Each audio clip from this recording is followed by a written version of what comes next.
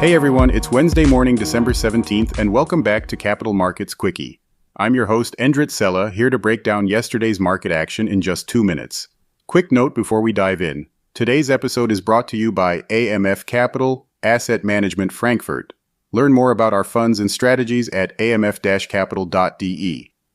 Alright, let's get started. Now, Wall Street gave us a pretty mixed picture.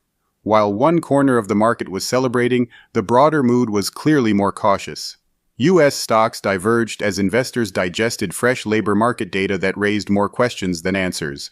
The tech-heavy Nasdaq Composite managed to edge higher by about 0.2%, helped by a strong rally in Tesla, which closed at a fresh record for the first time in about a year.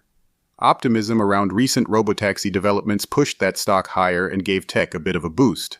But elsewhere, it was a different story.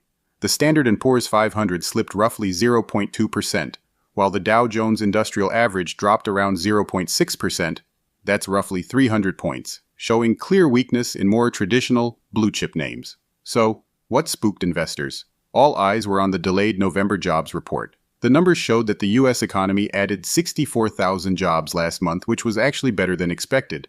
But there was a catch. The unemployment rate jumped to 4.6%, the highest level since 2021, and that raised some eyebrows.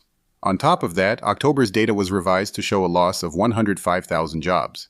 Experts say this adds fuel to the ongoing debate about what the Federal Reserve does next. Right now, many traders are betting on 2 rate cuts in 2026 as policymakers appear increasingly focused on signs of cooling in the labor market rather than stubborn inflation. Looking ahead, this jobs report sets the stage for the next big test, with November consumer inflation data coming today. Together, these releases are part of the great deal of data the Fed has flagged it will study closely before its next rate decision in January.